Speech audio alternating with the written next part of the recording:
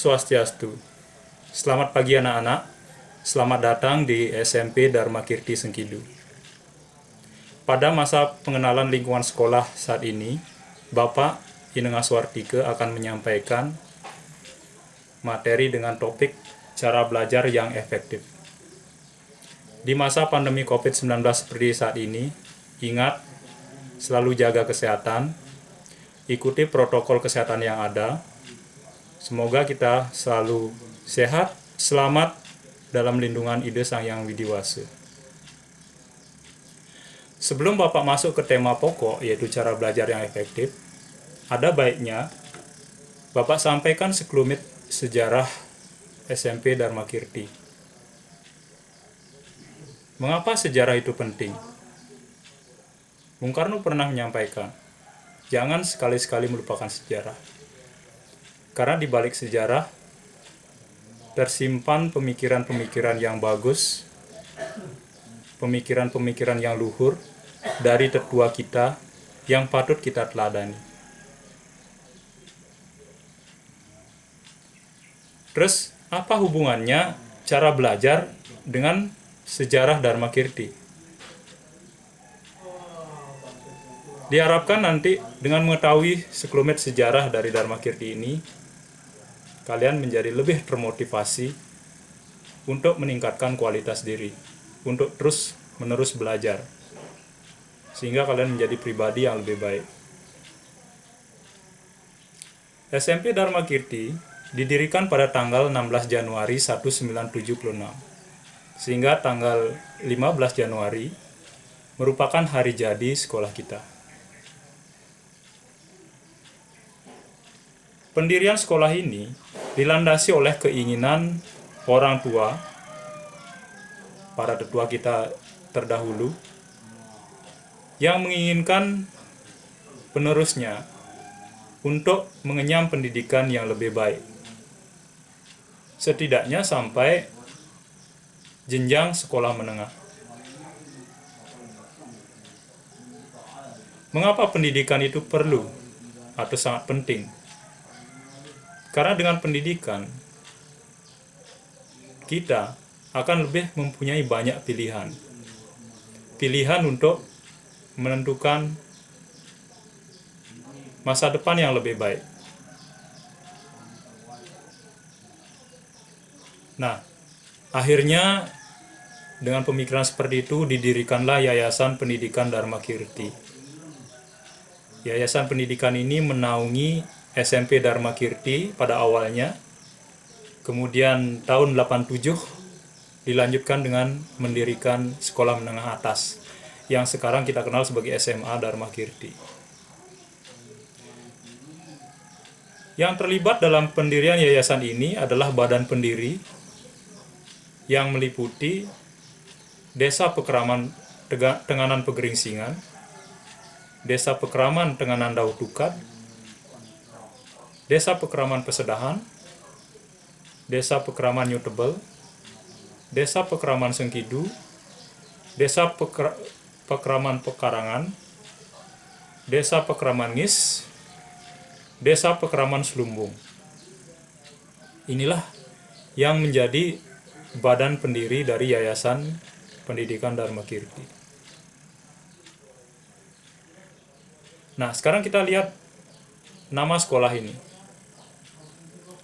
Di Kementerian Pendidikan, tepatnya di Kementerian Pendidikan dan Kebudayaan ya, sekolah kita tercatat dengan nama SMP Dharma Kirti Sengkidu, dengan nomor pokok sekolah nasional atau NPSN 50103660.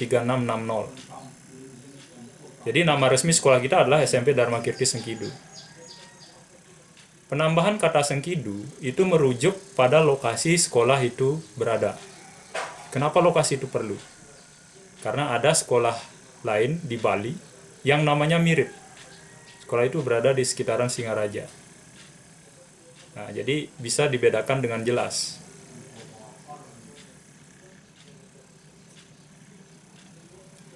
Kemudian, Bapak sering menemukan anak-anak melakukan kesalahan dalam penulisan nama sekolah. Itu sebenarnya tidak boleh ya. Masa nama sekolah sendiri sampai lupa? Oleh karena itu, Bapak sedikit jelaskan juga asal kata dari Dharma Kirti. Kata Dharma Kirti tercantum dalam catatan sejarah Kerajaan Sriwijaya.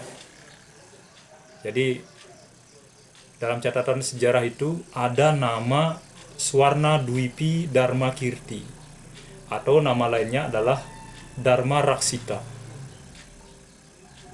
Dharma Raksita ini adalah nama salah seorang biksu Buddha ya, dari aliran Mahayana yang hidup di Kerajaan Sriwijaya. Biksu Buddha ini adalah penyebar agama atau tokoh agama Buddha yang sangat terkenal, tidak hanya di kawasan Asia Tenggara tetapi juga sampai di kawasan Tibet, kawasan India.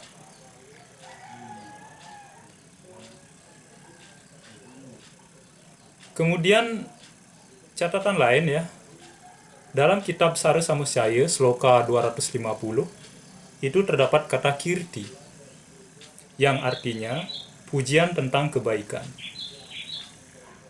Jadi kalau kita berbakti kepada orang tua, ada 4 hal yang akan kita peroleh. Salah satunya itu bernama kirti. Kirti itu bermakna pujian tentang kebaikan. Sedangkan kata dharma itu bermakna ajaran kebenaran, yang tiada lain adalah pengetahuan itu sendiri. Jadi dharma erat kaitannya dengan pengetahuan.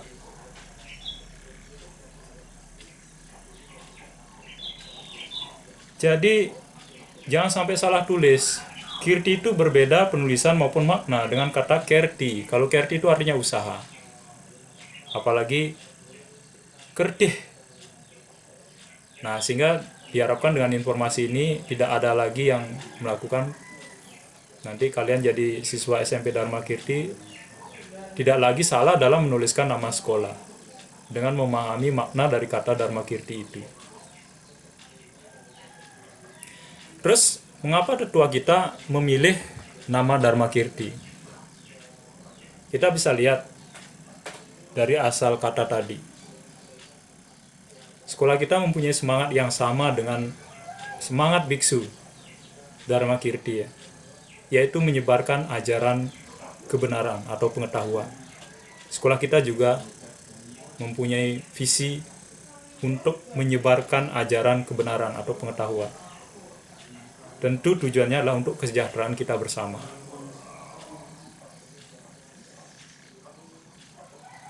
Dan juga siswa atau lulusannya setelah bermasyarakat mampu memperoleh pujian mengenai kebaikan yang diamalkannya dalam kehidupan bermasyarakat. Jadi karena dia berpengetahuan, dia terjun ke masyarakat, dia memperoleh pujian atas kebaikannya itu. Itulah kirti. Sekolah kita punya visi seperti itu.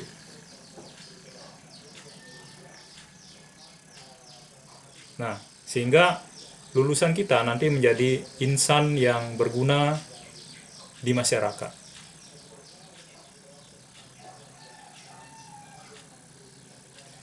Nah, mengapa ini perlu disampaikan atau perlu kita pahami bersama? Dari hasil pengamatan Bapak, bahwa di masyarakat itu masih ada stereotip. Stereotip itu kecenderungan cara berpikir. Bahwa sekolah swasta itu cenderung lebih inferior dibandingkan dengan sekolah negeri. Apakah stereotip ini benar? Tentu tidak selamanya benar. Kalau kita bandingkan sekolah kita di sini, kualitas sekolah tidak ditentukan oleh statusnya apakah sekolah negeri atau sekolah swasta. Tetapi apa yang menentukan? Nah, sebelum kita sampai, baik negeri maupun swasta itu dikelola dengan standar nasional yang sama, yang disebut dengan standar nasional pendidikan. Standar nasional pendidikan ini diturunkan dari Undang-Undang Sistem Pendidikan Nasional atau Sisdiknas, yaitu Undang-Undang tahun nomor 20 tahun 2003. Jadi baik pengelolaan di sekolah swasta maupun sekolah negeri itu mengikuti standar yang sama. Dan dalam kehidupan akademik, keduanya juga menggunakan kurikulum yang sama,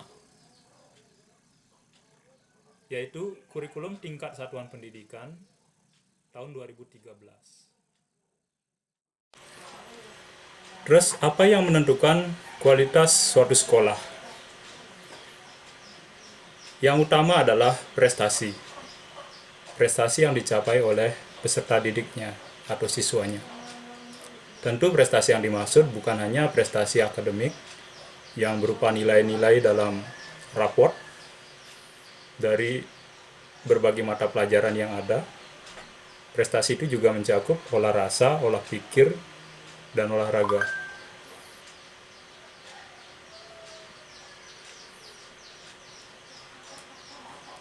Disinilah peran dari peserta didik atau peran siswa SMP Dharma Kirti untuk menunjukkan prestasi dari sekolah, untuk menunjukkan kualitas dari sekolah. Manfaatnya nanti akan dirasakan oleh siswa itu sendiri setelah tamat atau setelah bermasyarakat nantinya. Nah, tentu sekolah juga mendapatkan timbal balik ya, berupa prestasi ya, berupa kualitas sekolah gitu.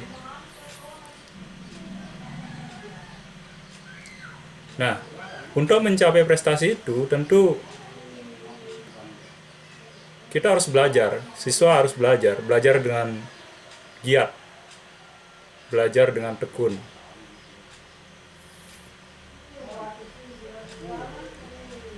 Belajar itu tidak mengenal waktu, tidak mengenal usia, juga tidak mengenal tempat. Dari sejak bayi, bahkan sampai tua, belajar adalah kegiatan yang terus-menerus dilakukan.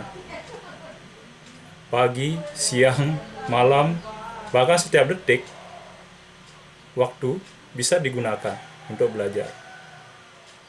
Di rumah, di sekolah, tempat bermain, adalah beberapa tempat yang bisa digunakan untuk belajar. Tetapi, agar belajar itu efektif, kita tidak boleh sembarangan. Caranya harus benar.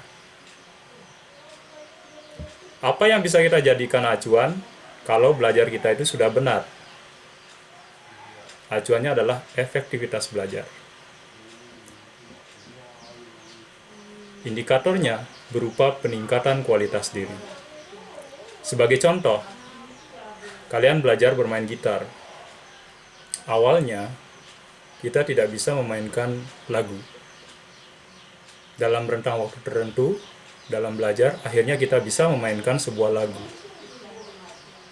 Dari semula tidak bisa memainkan lagu, dan akhirnya bisa memainkan satu buah lagu, itu adalah indikator peningkatan kualitas diri.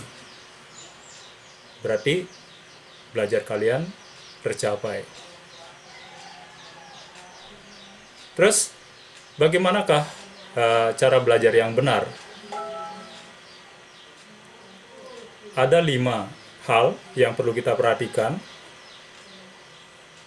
supaya kita bisa belajar dengan benar.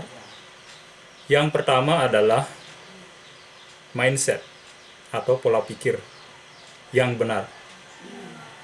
Jadi kita harus membentuk pola pikir kita supaya benar dulu.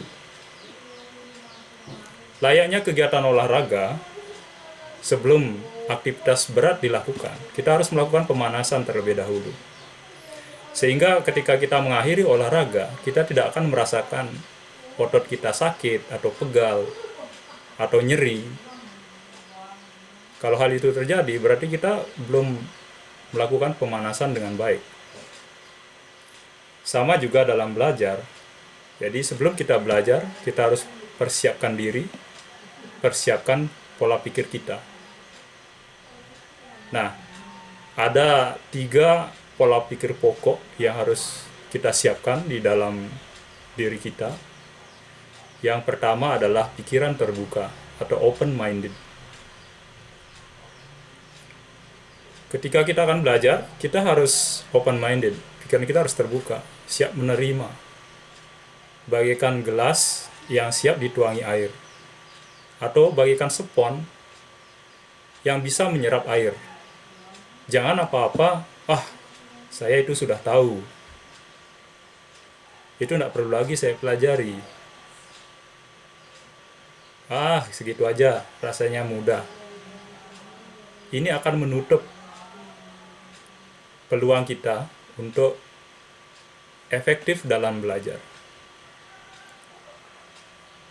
Kemudian mindset yang kedua adalah skeptik dalam bahasa Inggrisnya. Skeptis itu tidak mudah percaya. Jadi segala informasi yang masuk, termasuk dari siapapun, itu harus kita olah dulu. Kita cerna dalam pikiran kita,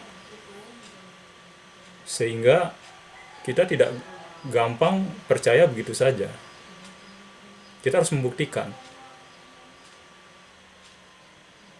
suatu informasi itu bernilai benar ataukah tidak. Kemudian yang ketiga itu adalah rasa ingin tahu atau curiosity. Rasa ingin tahu ini adalah bahan bakar atau motivator, menjadi penggerak untuk kita menggerakkan jiwa dan raga kita agar mau belajar. Jangan belum apa-apa sudah gugon tuon, nak muluk itu. Nah, ini akan sangat membatasi rasa ingin tahu kita. Kita bisa mulai pertanyaan dari pertanyaan yang sederhana terkait dengan hal-hal di sekitar kita. Mengapa sih matahari itu terbit dari timur? Kenapa tidak dari barat atau dari utara? Mengapa kutub magnet itu diberi nama kutub utara dan selatan? Kenapa tidak barat atau timur? Api itu apa? Apakah dia zat? Apakah dia energi? Atau apa? Bintang itu bentuknya bagaimana? Mungkin kalian di TK diajarkan oleh guru TK-nya, kalau menggambar bintang ya begini, bentuk segi 5 atau segi 6. Apakah betul begitu? Dan masih banyak lagi pertanyaan-pertanyaan sederhana yang berada di sekitar kita, yang itu bisa menjadi penggugah rasa ingin tahu kita. Inilah 3 pola pikir yang harus kita bentuk terlebih dahulu. Kemudian yang kedua, kita harus belajar dari guru yang benar. Kita harus menemukan guru yang benar. Belajarlah pengetahuan atau keterampilan dari orang-orang yang benar-benar ahli. Skillnya dapat. Dia punya skillnya. Jangan belajar memasak dari seorang montir. Atau belajar renang dari seseorang yang sama sekali tidak bisa berenang. Belajarlah dari orang-orang yang track recordnya atau rekam jejaknya bagus. Sehingga belajar kita jauh akan lebih efektif, jauh akan lebih cepat, dan mencapai pencapaian yang lebih baik. Kemudian yang ketiga, waktu belajar kita haruslah benar. Belajar itu harus dijadikan suatu kebiasaan atau habit. Yang namanya kebiasaan itu tindakan sehari-hari yang kita lakukan setiap hari ya. Itu yang kalau sekali saja kita tidak lakukan, itu akan menimbulkan perasaan yang tidak enak. Itulah kebiasaan. Analoginya atau kesamaannya misalnya seperti makan ya. Belajar itu seperti makan. Tubuh kita tidak mungkin diberi makanan sekaligus, kemudian besoknya tidak makan lagi. Tubuh kita tidak bisa seperti itu. Kita harus makan tiap hari. Otak kita juga seperti itu. Dalam belajar, kita tidak mungkin belajar sekali, kemudian besoknya tidak lagi. Itu mirip dengan sistem kebut semalam ya, atau istilah lainnya itu the power of kepepet. Kalau tidak kepepet, itu tidak akan belajar. Jadi kalau tidak ulangan, besoknya, sekarang tidak akan belajar gitu. Itu belum menjadikan belajar sebagai suatu kebiasaan atau habit. Ya, masih banyak perumpamaan lain. Jadi belajar itu seperti mandi, yang kalau tidak mandi sekali saja dalam sehari itu akan memunculkan perasaan yang tidak enak. Kemudian yang keempat, belajar itu harus dilakukan dengan cara yang benar, dengan teknik yang benar, dengan strategi yang benar. Jadi kita harus pilih cara, teknik, strategi yang benar. Tentu cara, teknik, strategi dan setiap orang itu berbeda-beda. Kita bisa ambil dari dua sudut pandang ya. Ada 3 tipe pembelajar, yaitu tipe visual, tipe auditori, dan tipe kinestetis. Orang dengan tipe visual cenderung akan cepat belajar melalui pengamatan dan atau membaca. Jadi kalau suruh membaca senang, mengamati dia akan senang karena dia akan cepat belajar dari kedua cara itu.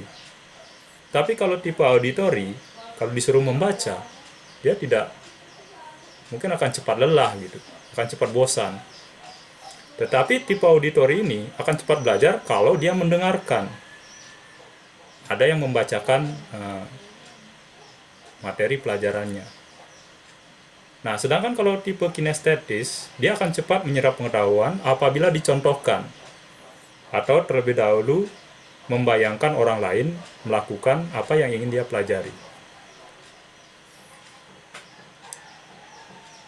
Atau melakukan sesuatu dengan bergerak, ya, selalu bergerak. Orang kinestetis ini cirinya adalah orang yang aktif secara fisik. Kamu termasuk yang mana? Tipe kalian ini nanti akan menentukan teknik, strategi, dan cara dalam kalian belajar. Dikombinasikan dengan waktu, itu nanti akan meningkatkan efektivitas kalian dalam belajar.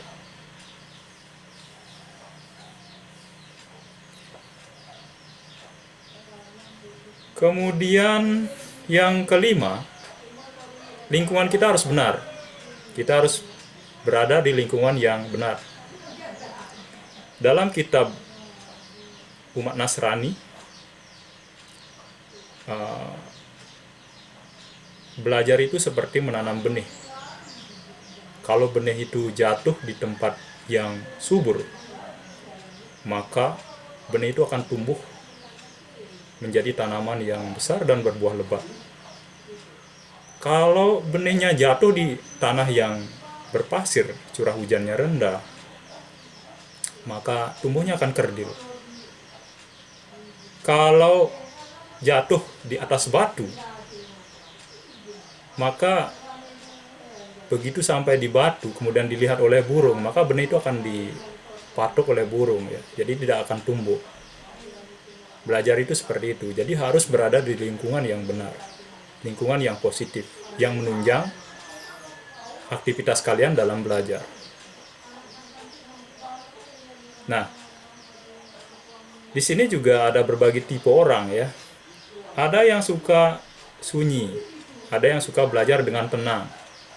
Bahkan suara nyamuk yang lewat pun itu sudah bisa mengganggu konsentrasinya dalam belajar. Ada orang yang tipenya seperti ini. Kemudian ada juga orang yang suka belajar sambil mendengarkan musik, bahkan musik rock, musik metal. Itu sebagai mood booster ya, untuk meningkatkan niat dalam belajar. Ada juga tipenya seperti itu. Kalian yang mana? Silakan bisa dicoba ya untuk diikuti. Kemudian ada juga orang yang suka belajar sendirian. Nah ini mungkin sama dengan apa yang dicontohkan di atas ya. Jadi orang dengan karakter introvert itu biasanya lebih suka belajar sendirian dan mencari tempat yang sunyi. itu akan membuatnya nyaman. Jadi kalau ada orang lain di sekitarnya, dia akan terganggu. Nah, kemudian ada juga yang suka belajar berkelompok. Nah, ini biasanya stereotip orang ekstrovert ya. Jadi dia tidak bisa belajar sendiri. Dia akan lebih cepat belajar kalau melakukan diskusi, curah pendapat. Ada juga orang yang seperti itu. Kalian termasuk yang mana? Jadi kita harus mengikuti apa yang ada pada diri kita gitu. Karakteristik kita seperti apa. Nah, lingkungan yang tepat, lingkungan yang positif itu akan membantu dalam proses belajar ya. Misalnya menyiapkan fasilitas, menyiapkan kondisi, memberikan motivasi, itu akan sangat membantu sekali untuk kalian belajar. Nah, kira-kira itu ya secara garis besar bagaimana cara supaya kalian efektif dalam belajar. Untuk teknik belajar nanti kalian bisa kembangkan sendiri sepanjang kalian punya niat untuk belajar. Misalnya bagaimana cara membaca. Teknik membaca itu ada banyak. Teknik membaca cepat, ada teknik membaca pemahaman, dan lain sebagainya. Teknik menghafal juga banyak. Ada metode jembatan keledai, ada teknik menggunakan singkatan, ada teknik asosiasi atau mengait-ngaitkan. Nah, itu bisa kalian temukan sendiri dalam proses belajar nantinya. Akhirnya, setelah kita nantinya mencapai sesuatu dalam belajar atau mencapai target kita dalam belajar, kita tidak boleh berhenti. Misalnya kalian belajar bermain gitar, setelah bisa, sudah hafal tangga nada, sudah hafal not balok, dan lain sebagainya, sudah hafal chordnya. Sekarang mungkin kita harus belajar berimprovisasi, bagaimana memainkan sebuah lagu. Belajar juga seperti itu. Kita tidak akan pernah berhenti. Istilah dalam pendidikan itu ada long life education, jadi pendidikan seumur hidup. Pendidikan itu akan terus berlanjut. Ini sudah disadari sebenarnya oleh tetua kita ya, sehingga ada sebuah tembang yang merupakan pupuh ginade, mungkin kalian sudah pernah dengar atau disampaikan di sekolah dasar ya. Pupuhnya, tembangnya seperti ini. Edengaden awak bisa depangan ke ngadanin keginane buka nyampat anak sai tumbuh du hilang lu obok kata ya din rire menuliu pepelajaran. Jadi belajar itu seperti menyapu. Kalau sampahnya sudah bersih, debunya yang banyak berserakan. Sekarang disapu, besok datang lagi. Walaupun kita sudah pintar, sudah jago, masih banyak hal yang belum kita ketahui. Itulah long life education. Nah, demikian yang Bapak bisa sampaikan pada kesempatan MPLS kali ini. Mudah-mudahan bermanfaat. Untuk komunikasi selanjutnya, nanti kita bisa komunikasi lewat WhatsApp ya, atau WA, atau apapun media yang kita gunakan nanti. Dan semasa pandemi seperti sekarang ini, mungkin kita akan tidak akan bertatap muka secara langsung. Yang jelas kalian harus tetap semangat belajar, karena belajar itu sangat perlu, sangat penting untuk kehidupan kalian dan masyarakat. Baik. Untuk itu, pertemuan kali ini kita akhiri dengan Paraam Santi. Om Santi Santi Santi Om.